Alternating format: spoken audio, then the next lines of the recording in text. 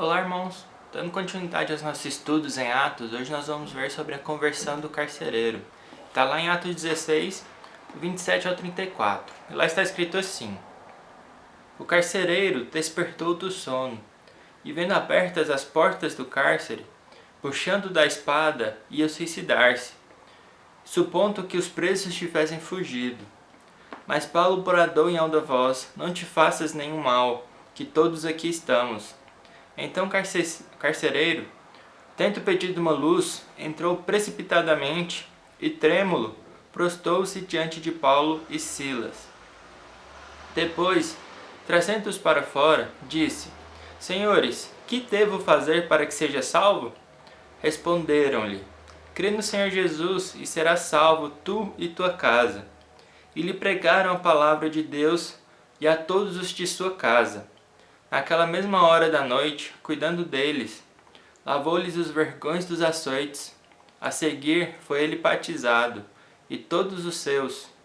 Então, levando-os para sua própria casa, lhes pôs a mesa, e com todos os seus manifestava grande alegria por terem crido em Deus.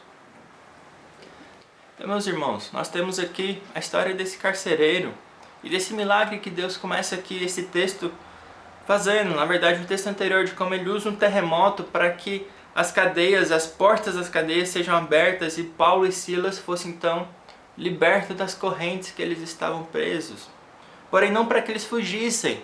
É diferente do propósito de Deus quando ele libertou Pedro, que ele fez também um milagre para que a cadeia, que a prisão que Pedro estava se abrisse, o seu anjo libertasse, guiasse Pedro para fora da prisão, que o objetivo não era fugir.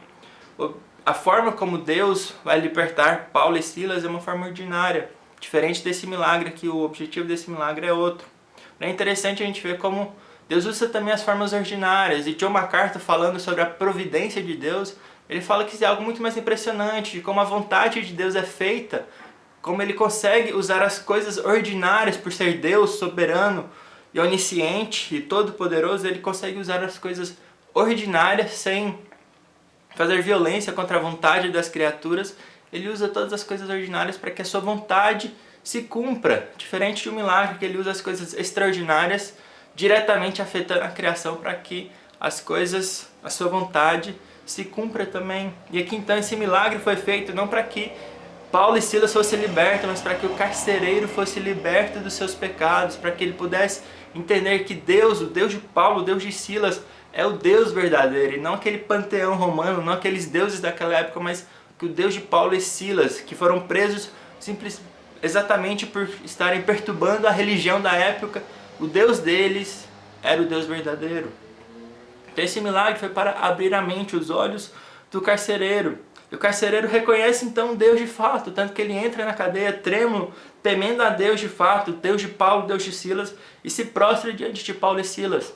E diferente do que nós vemos anteriormente, quando os lá de Licaônia se prostraram e quiseram adorar a Paulo, aqui Paulo permite que o carcereiro se prostre, porque ele não estava adorando a Paulo e Silas, mas reconheceu o Deus de Paulo e de Silas. Ele se humilhou e se prostrou, se ajoelhou diante do Deus que fez aquele milagre, que abriu a cadeia dessa forma milagrosa. Então ele faz aquela pergunta de vida ou morte, aquela pergunta que muitos já ouvimos, esse texto tão famoso que é: Senhores, que devo fazer para que seja salvo? Antes da gente partir para a resposta, é interessante a gente ver como ele coloca essa pergunta. Isso aqui mostra a prontidão do seu coração em obedecer a Deus, porque ele não fala qual que é o caminho da salvação, o que será feito, como que é possível atingir a salvação, mas é o que eu devo fazer. Eu estou aqui, estou pronto, me mostra o que eu devo fazer para que eu possa conseguir a salvação. E Paulo então responde: a solução é simples, é crer no Senhor Jesus e será salvo tu e tua casa. Então a fé é somente pela fé, somente por estarmos em Cristo Jesus que seremos salvos, não pelas nossas obras, não por quem nós somos, não pelos nossos méritos, como nós já vimos, mas por estarmos em Cristo Jesus. E apesar de ser simples, ela não é simplista. Nós vemos que Paulo e Silas, eles pregam a palavra, não simplesmente falam, é pela fé, essa é a chave, abre a porta e entra e pronto. Mas ele mostra que pela fé no Senhor Jesus Cristo, você vai agora andar conforme Cristo nos manda, conforme Cristo nos ordena, conforme Ele ordena que o seu corpo ande. de forma que o agrade, de forma que o glorifique, obedecendo a sua palavra por completo. Então a fé em Jesus Cristo, ela tem sempre que vir acompanhada de doutrina, de ensinos, da obra, como nós vemos na carta de Tiago, que a fé sem obras é morta. Então Paulo deixa claro que é pela fé que somos salvos, mas o ensino, a doutrina tem que vir acompanhada, e uma vida piedosa tem que vir acompanhada dessa fé. Então ele mostra o caminho para o carcereiro e para todos da sua casa. Eles são batizados, eles entram no corpo de Cristo. Agora eles fazem parte desse corpo de Cristo, eles são irmãos agora. Então é interessante a gente ver como essa história começa e ela acaba. Então o carcereiro, ele estava pronto a suicidar-se, ele estava pronto a tirar a sua própria vida. E já pouco tempo depois, ele está agora pronto a entregar a sua vida completamente a Deus. Então ele saiu da morte para a vida eterna. Ele saiu de quase um suicídio para o batismo, para a entrada no corpo de Cristo, para a vida eterna, estar com Cristo por toda a sua vida, por toda a eternidade. Toda a sua casa foi batizada também. Então, de fato, esse aqui é um milagre com um propósito de fato maravilhoso. Ele abriu o coração do carcereiro e de toda a sua casa para a fé, para o Evangelho de nosso Senhor Jesus Cristo.